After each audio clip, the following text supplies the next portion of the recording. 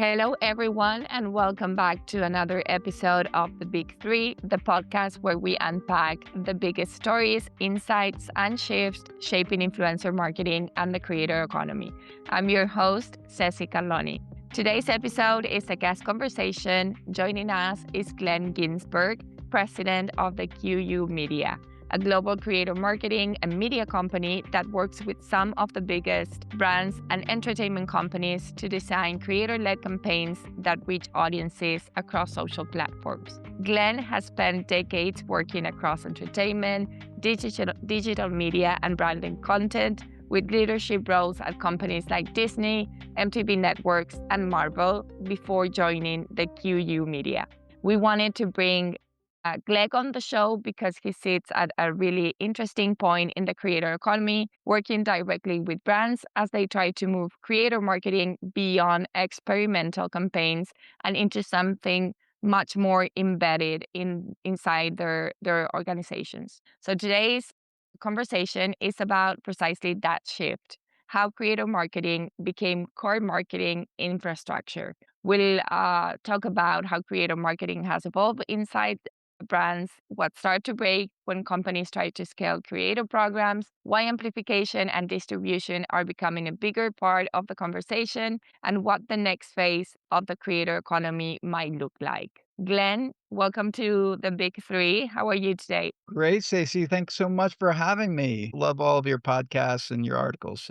It's a pleasure having you, Glenn. We've worked together a few times, so it was just the more natural progression having you as a guest. And I'm actually very excited for today's conversation. I think it's becoming a conversation that it's more central to what's happening today in the creator economy. And I'm ready to kick things off. Yeah, no, great. And it's a great topic, very appropriate for the time. And it's like honestly, I've been in the creator business and the broader media business for so long, and it's really in 2026, it's hitting a kind of a whole new level of investment and activity.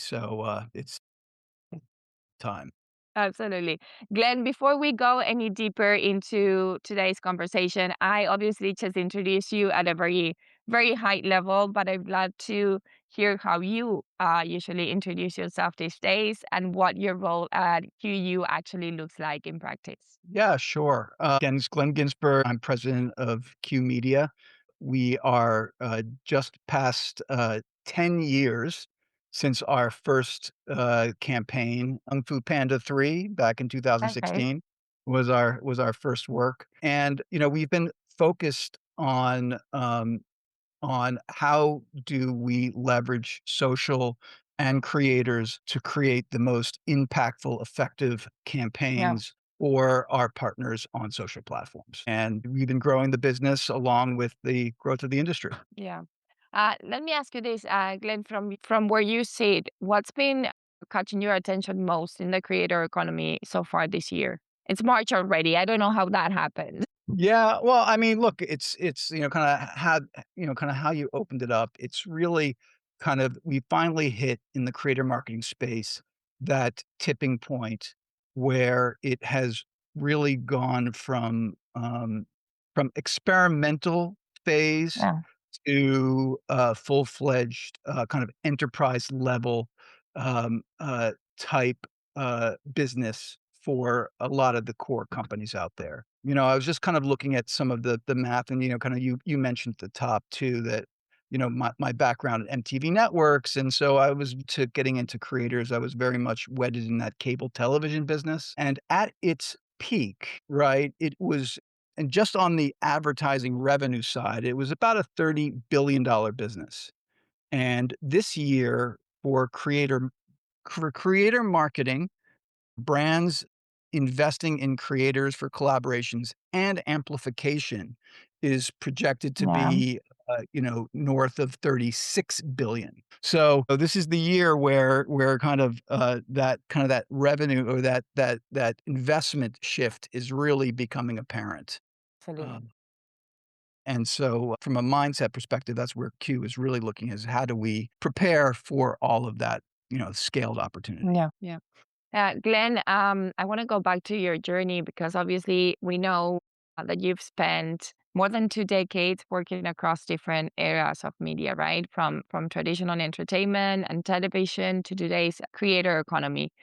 From that vantage point, where do you think we are right now in the evolution of both media and the creator economy? So, yes, I've been doing this a long time. I guess I'm going a little bit back. So, it was actually in 2008 when I first started working with creators, when I was at Disney. And I saw back then, some of the very early creators that were mostly on YouTube at the time. And, again, especially coming from cable television, I saw all of a sudden this new class of creator that was forming on YouTube that was, leveraging the platform, speaking to audiences at scale, and, Yep. and on a global basis. And I'm like, these guys are bringing in serious audiences that this is going to be the future. At some point, they are going to disintermediate the Absolutely. traditional media companies and become their own media companies. Almost 20 years later, it's finally at the point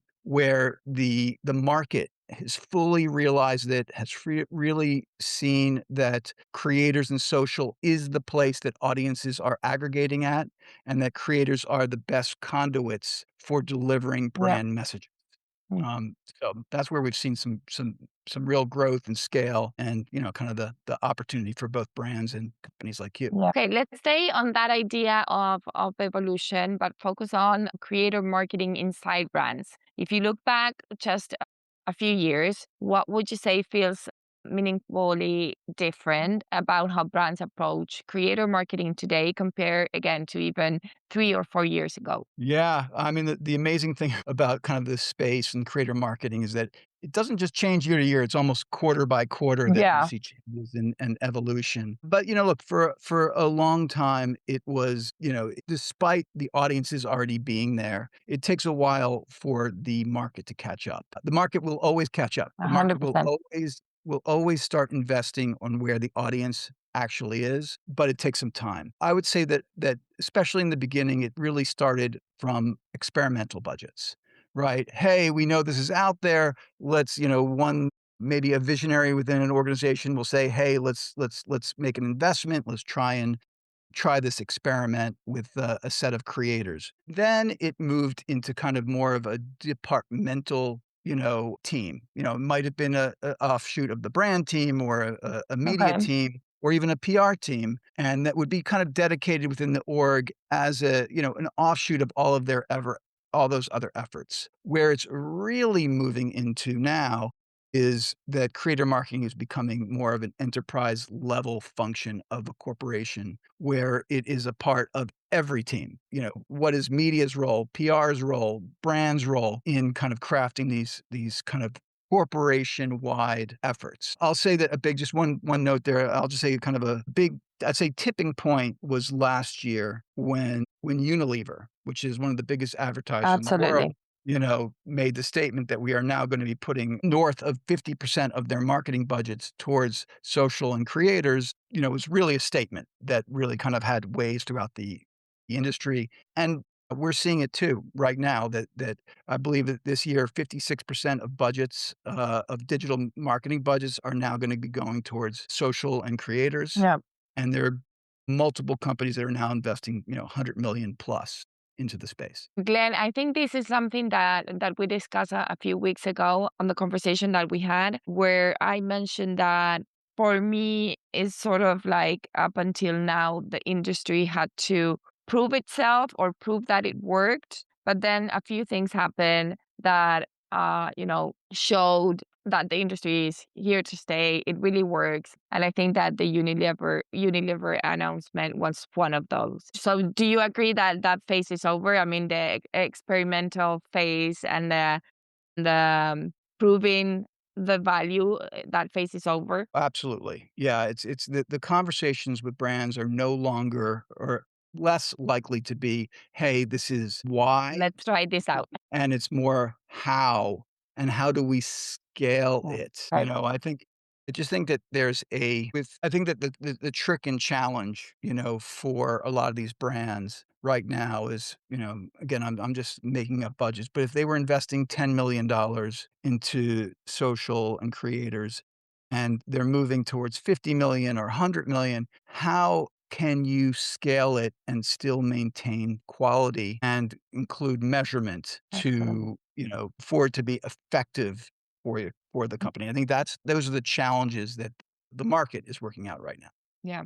So if creator marketing is no longer experimental, I guess the next question becomes what happens when it starts becoming real marketing inside organizations, right? So one thing we've been hearing more and more is that creator marketing is becoming institutionalized inside brands. Tell us, what does that actually look like from the inside? Well, we work with brands, right? So we're not inside the brand, right? We are partnering with the brand to support them on their efforts. But I will say that a big shift, I'd say, in the last 2 years has been more of an active role with procurement teams at brands. And Okay.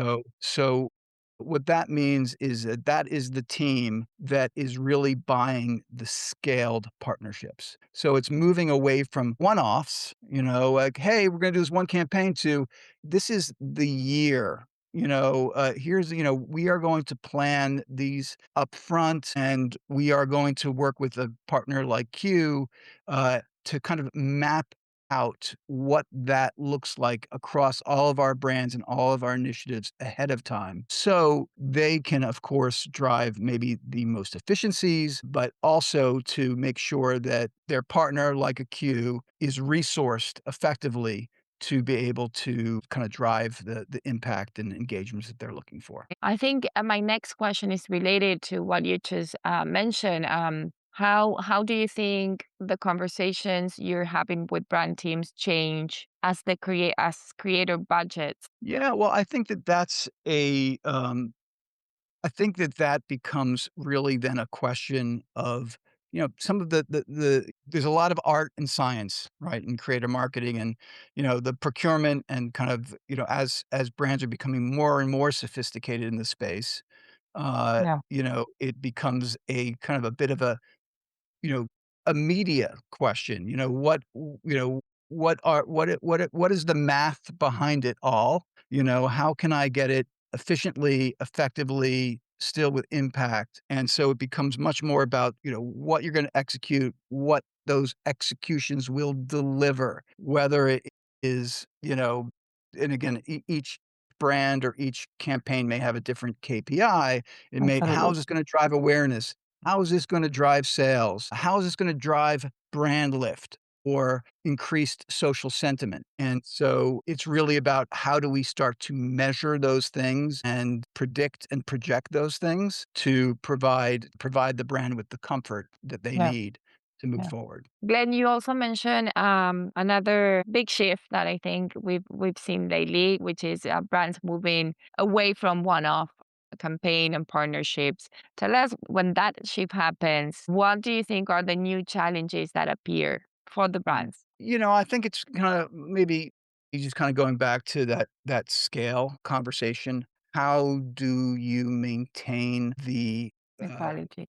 quality, right? How do you maintain the brand voice that you are looking for, when now it's not just a one commercial spot, but 10, 100,000 different creators speaking, talking, engaging around your brand? How do you keep that consistency to make sure that your brand is actually not watered down or Yeah. injured?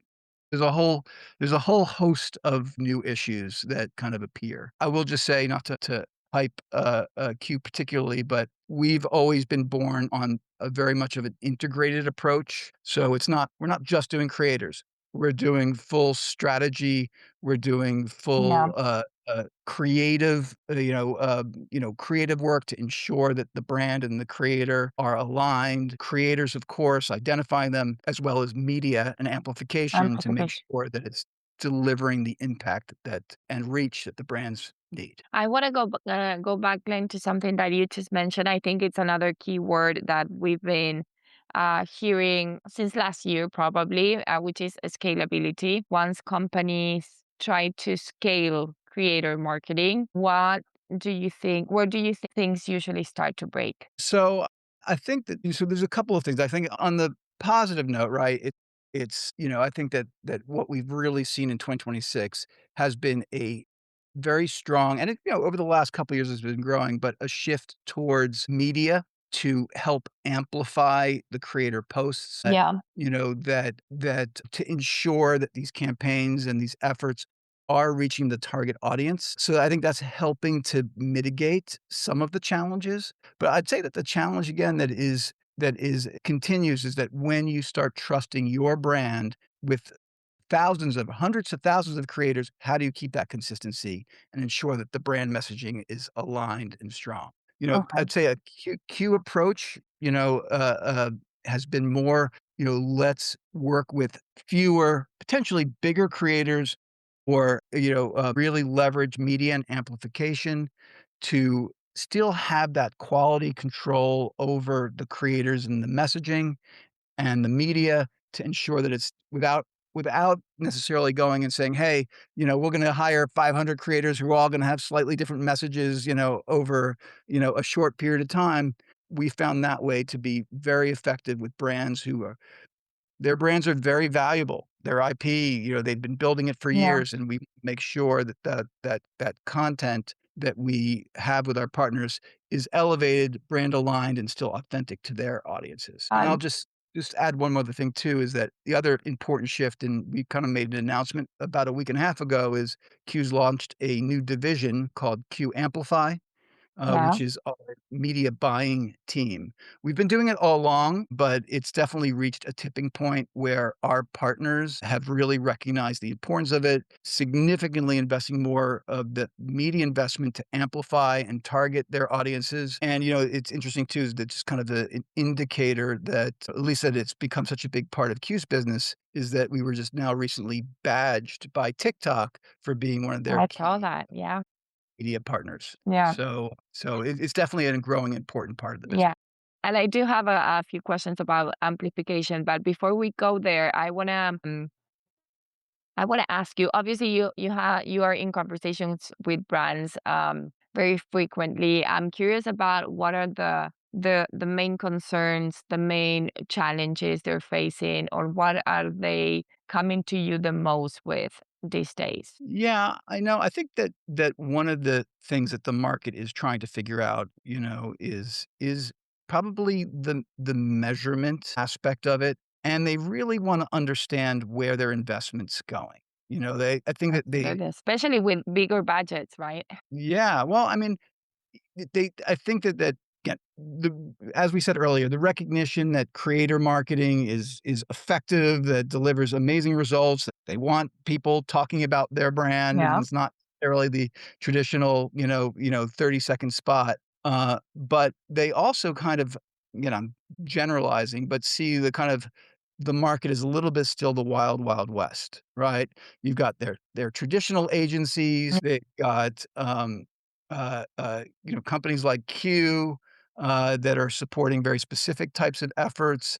You've got agents, managers, the creators themselves, and there's not much clarity on kind of how all those economics work. And so I think Yeah. that they're, again, as they're investing more, they are taking a much deeper look at the efficiencies on, generally where their money's going and what they're getting for that. Yeah. Glenn, let's focus on amplification. Tell us a bit, where does media amplification enter the picture? Where and when? Yeah, yeah.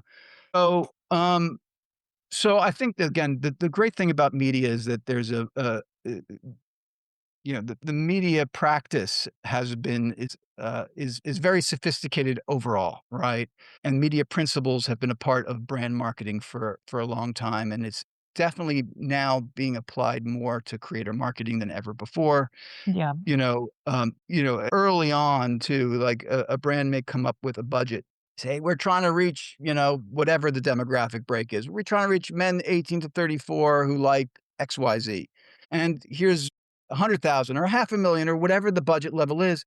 Question is, well, Why? Right? And so, why that amount? And so, we're now like on the front end of it, applying more kind of media mix model saying, here is the Yeah. appropriate amount to invest if you want the XYZ outcome and you want to hit a certain percentage of that audience. So I think it's helping with sophistication on the planning side, but then from an execution side, if you're going to make an investment with creators, you wanna make sure that those messages are getting out to the audience you want it to get out to. So that's really and you don't want as much waste either. You wanna make sure that it's getting targeted to the right audience with the right creative. So really media does that as well. And then I'd say lastly, the other part that's pretty exciting too is as on the back end, the way kind of like whether it's CTV or digital out of home, there are now so many new ways that you can take New your creator channels. content and then push it out further into other Yeah. ways and other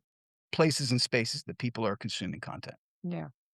Glenn, do you think that amplification is becoming an important bridge between traditional marketing and creator marketing? And if so, why? Yeah, yeah, I think, again, going back to it's critical that you're investing if you invest a lot in creators and it's only reaching 6% of your audience, if you do it without amplification, but with a certain level of amplification, you're reaching 50, 60% of your audience efficiently, then you're going to want to put that investment, into both. Yeah. It's more and more key. Companies that are saying, "Oh, no, we only wanna do creator only," is like, "Okay, yes, yes, we can do it," but if you can maximize the content and make the overall program more efficient by adding that layer. Yeah. I think my next question goes back to uh, what you're mentioning just now and what you mentioned before about waste for companies, brands that are still relying entirely on organic creator content. What opportunities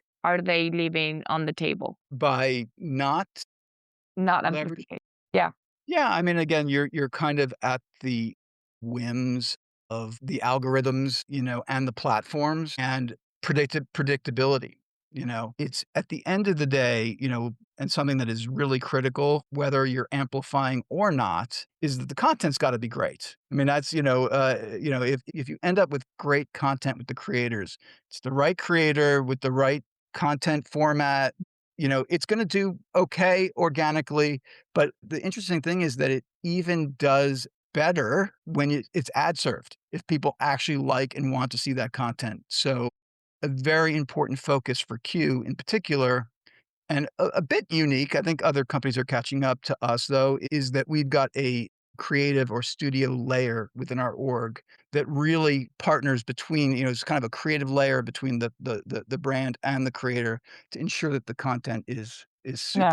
super on point and effective. What we've seen from that layer when we look at, as much as we can, kind of apples to apples comparison of when, of other creator marketing campaigns versus Uh-huh. ours, we see ours to be significantly higher on the engagement stat. So, Okay. putting that level of I mean, honestly, it's almost double the average engagement with content that we do because we're putting so much effort into making sure that creative is strong. Absolutely. Glenn, I want to talk about the winning brands. What are they doing differently today? What do they consistently get right? That's a good question. What are the winning brands doing? Well, Yeah. one, they are recognizing that creator marketing Oh, is 100%. effective, right? A little bit into the media conversation. We have known now for years that when you leverage creator posts as ads, their performance across all the metrics, whether it's, view through, click through, engagement, far significant than kind of those traditional spots. So I'd say first and foremost it is those that are investing, that it is integrated, similar to what we've been saying, that is creators plus media. Uh, Okay. it is I'm just trying to think of like what is really effective for brands. It is investing the right amount to reach the audience that they are trying to reach. And then it is really curating the right creative and the right creative formats that are gonna really resonate with the audiences that and communities they're trying to reach. When you say investing, do you refer to the time as well? I mean, what separates brands that are truly building creator programs from brands that are still running campaigns? Are those also I'm trying to think how to rephrase the question, but I what I'm trying to say is that for me, the investment is also the time, right? And Yeah. goes back to what you mentioned before about moving away from those one-offs. Yeah, no, I think that's true, and I think that the brands have, there's not one flavor of creator marketing. Some brands are setting up very Yeah. big affiliate programs. Some brands have always on budgets. Other brands are still very kind of campaign focused. Uh, Ceci. and I think that's still gonna I think those different flavors are still going to exist, even if, Q is doing kind of working with a brand on an institutional level, it may still be a collection of various campaigns that align with what Okay. the kind of key activities that the brand is doing. I'll say that kind of almost maybe the number one winning thing that brands are doing is when creators are integrated into the overall media mix in a very integrated fashion. What might be happening in TV or in PR and what's happening with creators is all kind of aligned. And so you can really feel the momentum of all channels kind of speaking the same messaging at the same time is when you can Absolutely. really kind of tap into culture and make a really big impact. Let me ask you this. If a CMO asks you today how to build a creator strategy that actually scales, what advice would you give them? Yeah. So uh Uh, from our approach typically is we work very, very closely with our brand partners to at the front to identify the communities that are most important for that brand, whatever it is, whether the goal is to drive people to theaters or buy a product or sign up for a subscription, Yeah. whatever the goal is. But what are those communities that are most important? Then let's find the most, really the collection of creators who speak to those communities, and to keep it authentic, go deep into their libraries of content, understand what are the formats that they are already do that the audience really, Yeah. loves from those creators, and does that same format enable the brand to come in an organic way? And that's a way that you can then start, scaling by either adding more creators to the mix, more formats to the mix, more media to the mix, more communities, and that's way you can scale while having relevant, authentic content that's going to be an appeal to the audience. And so that's a way of getting into culture at scale. Okay. A related question. If you were sitting in the CMO seat today, what decision about creator marketing would you make immediately What decision would I make about creator marketing immediately?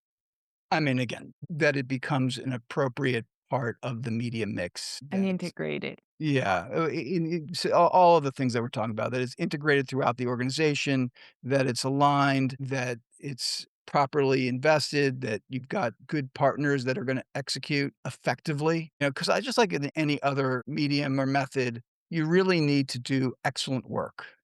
Yeah. Again, it is a point of view, but you still have to you still have to execute in a way that you're gonna be protecting your brand. Giving audiences à la carte, or creators à la carte access to your brand could have damage over the long term, and your brand could get watered down.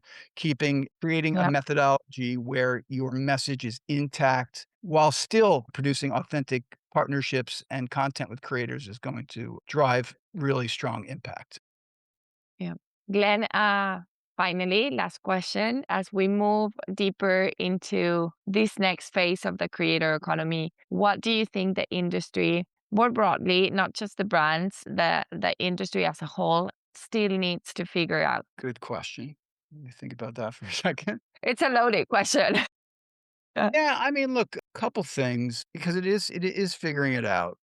I think that one piece of it that is still needs to come together is global, right? What's the global approach to creator marketing? Oh, okay. What we're seeing is, and we really haven't spoken about it here, but Q has a sister company in India called Chatterbox. And we just opened up an office in Dubai at the beginning Yeah. of this year. And so, we are starting to launch more businesses in different territories with the kind of our successful playbooks, with the hope that we're going to now have a collection of companies that are reaching both local and can also help with global. And Yeah. we have been in global campaigns with a bunch of our partners, but for sure, the creator economy and creators are becoming more sophisticated globally, right? I'd say in years in the past, it was very much some key markets were really growing, but we're really seeing the creator economy explode across markets. And so that's something to consider. How do I take this from, just domestic to more global type Yeah. partnership? Absolutely. Glenn, this was such a great conversation. Thank you so much for taking the time and for sharing your perspective. It's been a pleasure having you. Appreciate it. Thanks so much. Love it. Yeah. Well, and to everyone listening, that is it for today's episode of The Big Three. Thanks as always for tuning in, and we'll be back soon with more conversations unpacking the infrastructure behind the creator economy. Talk soon.